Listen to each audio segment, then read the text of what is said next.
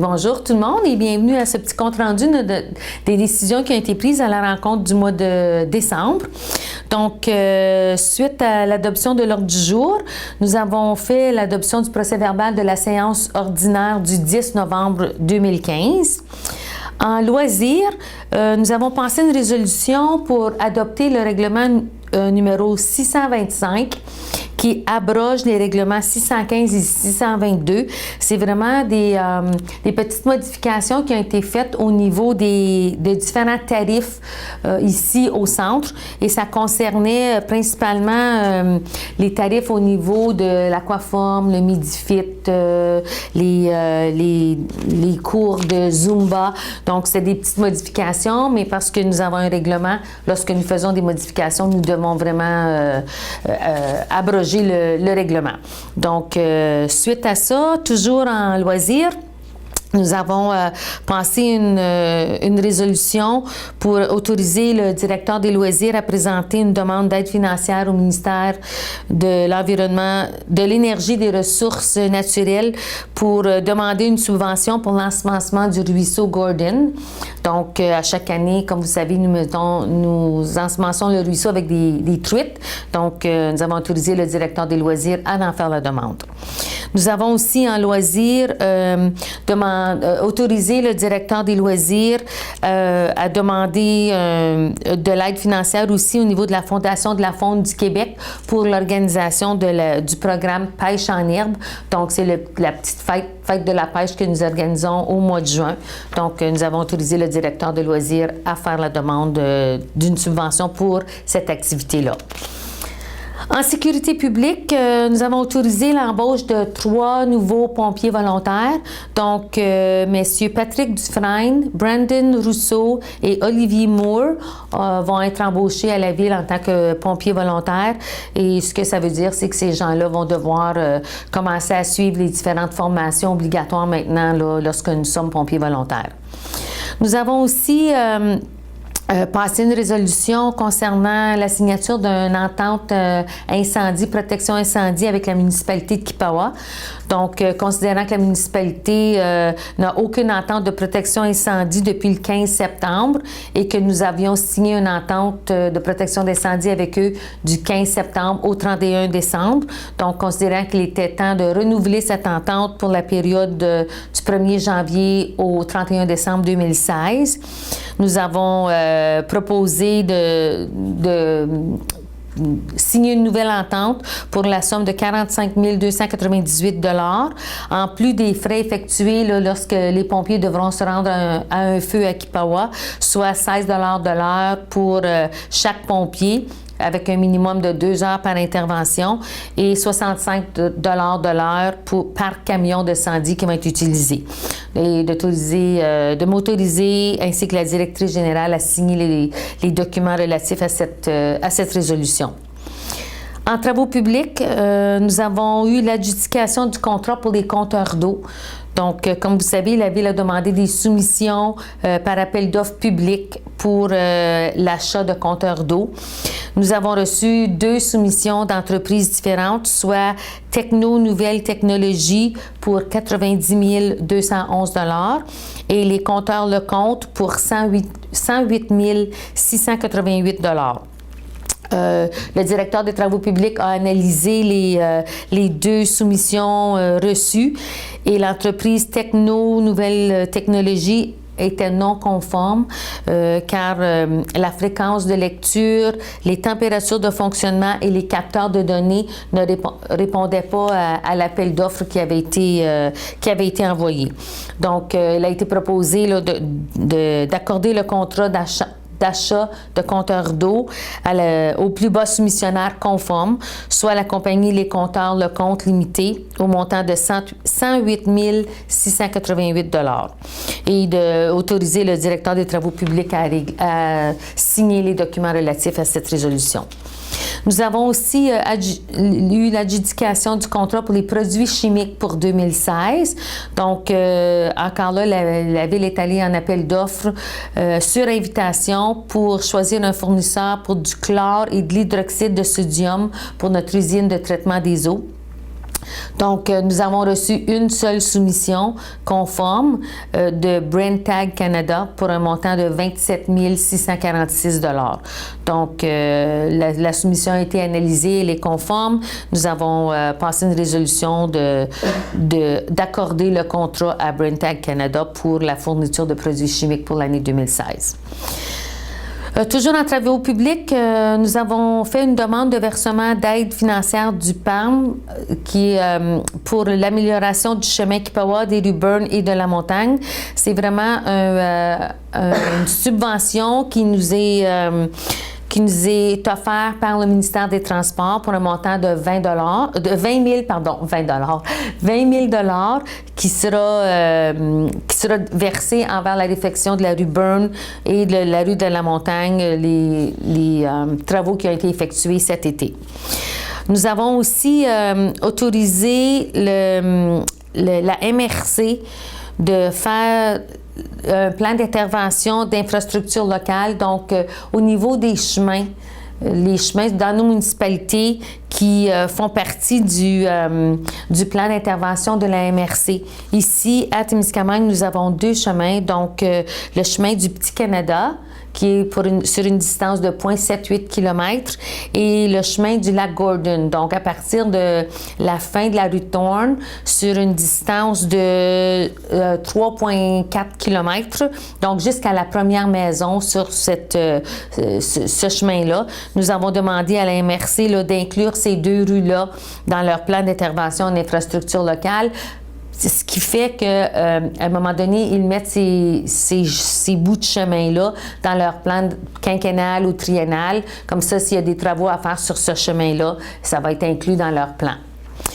En urbanisme, nous avons eu une demande de fermeture de ruelles et d'achat de terrain de M. Jason Hollis du 93 rue Sainte-Thérèse. Donc, la demande était à l'effet de fermer la ruelle derrière les adresses 91 à 97 rue Sainte-Thérèse et de permettre à ces propriétaires-là d'acheter une partie de terrain. Donc, le terrain derrière leur propriété qui est maintenant la ruelle. Ces gens-là, si on acceptait de fermer la ruelle, pourraient acheter ces parties de terrain-là. Ça leur permettrait d'agrandir leur propriété. Donc, considérant que cette partie de ruelle-là, ça constitue un des 3 accès aux arrière-cours de quelques 25 autres résidences. Donc, derrière ces résidences-là, il y a cette ruelle-là et la ruelle de la rue Elm et aussi de la rue Grimmer. Donc, ça se rencontre tous à l'arrière de ces bâtiments-là. Donc, considérant que le Conseil, on désire conserver et maintenir cette portion de ruelle afin d'optimiser l'accessibilité du secteur, il a été proposé de refuser la demande de fermeture et d'achat de cette partie de ruelle. En administration, nous avions la liste des comptes à payer pour le mois de novembre, pardon. Nous en avions pour un montant de 2 769 036 $. De ce montant, nous en avions pour 1 700 000 envers le projet de la réfection du chemin Kipawa. Nous avions aussi un 91 000 $ pour les services de la Sûreté du Québec. Donc, ça fait que la balance, là, c'est 572 711 $ là, qui est un montant régulier là, des différentes factures que nous avons payées pour le mois. Nous avons aussi déposé la situation financière au 31 octobre 2015. Donc, pour le mois d'octobre, nous avions des revenus de 95 195 $ et des dépenses de 351 584 $ qui nous a laissé un déficit de 256 389 $. Ça, c'est au niveau de l'administration régulière de la Ville. Pendant ce temps-là, nous avons fait des achats d'immobilisation pour 1 92 452 $ pour lesquels nous avions 935 664 $ de fonds qui vont nous arriver, que ce soit les sources de financement, que ce soit par subvention ou par règlement d'emprunt. Donc, ce qui nous a laissé il y a 156 808 $ de ces montants-là qui ont été utilisés de notre compte d'opération.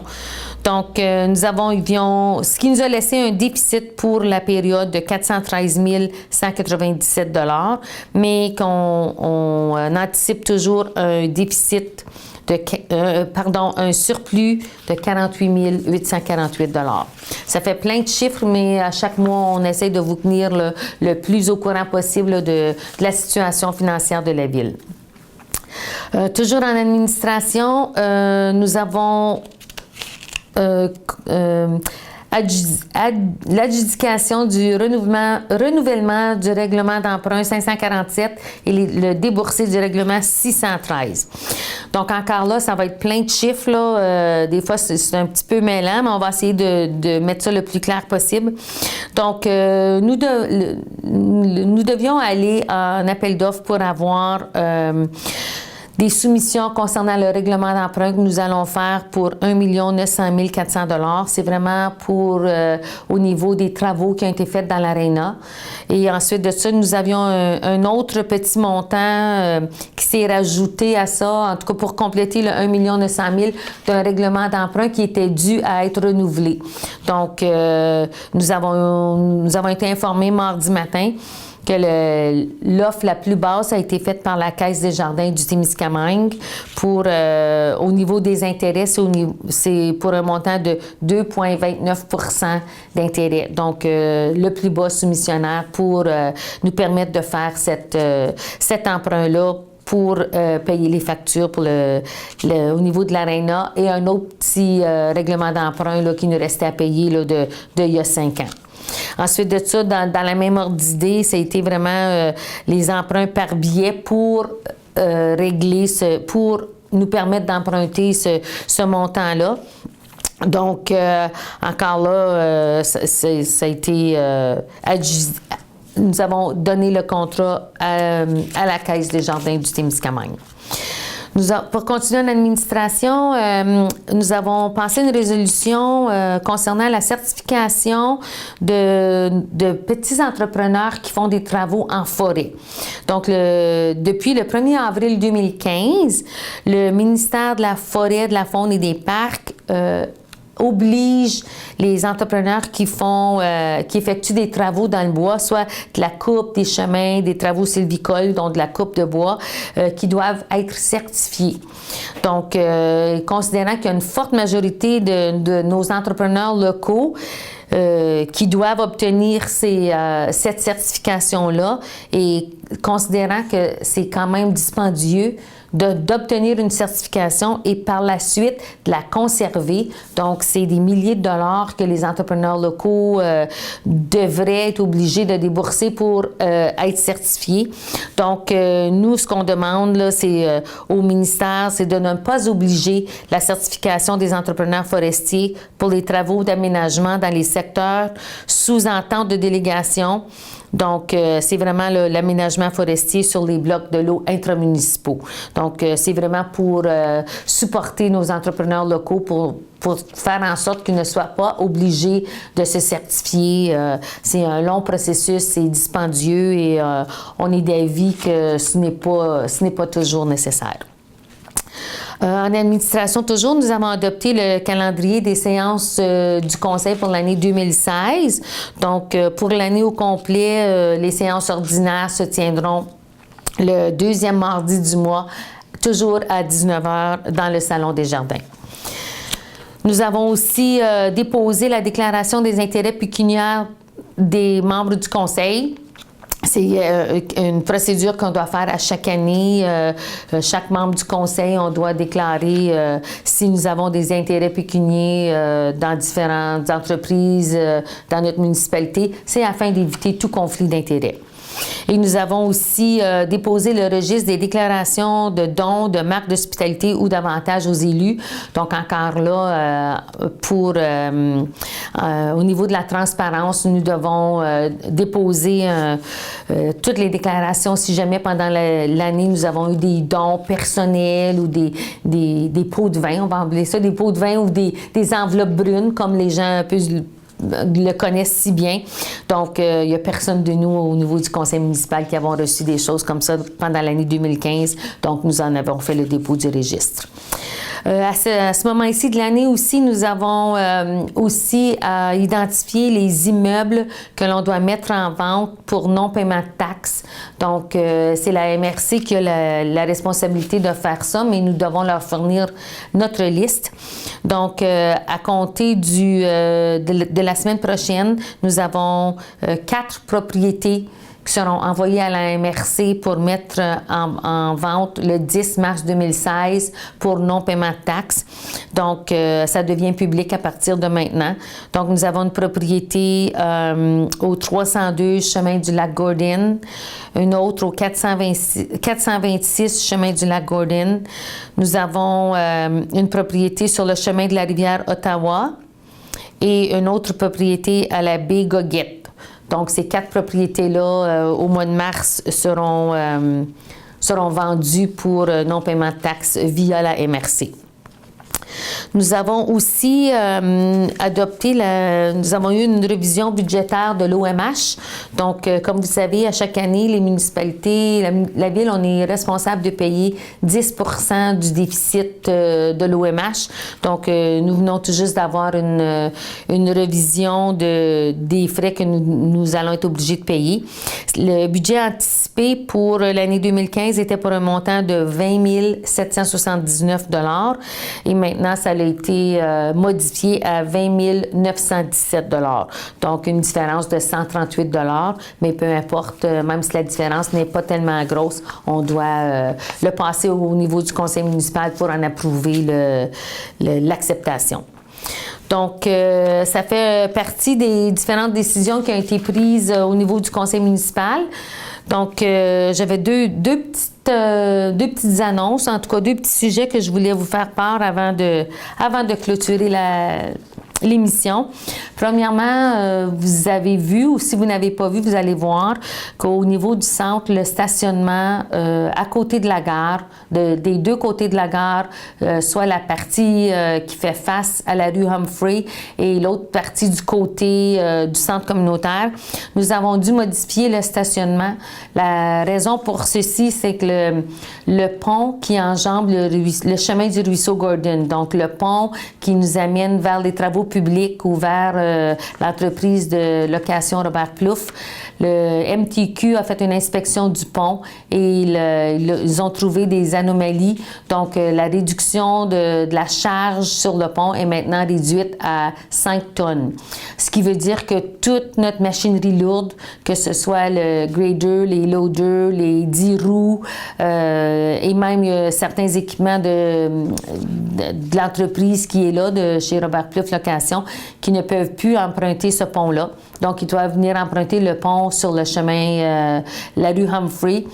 Donc, lorsqu'on le sait, quand c'est très achalandé au centre, il y a des autos stationnées un peu partout, ça reste absolument pas de place pour la grosse machinerie lourde pour passer.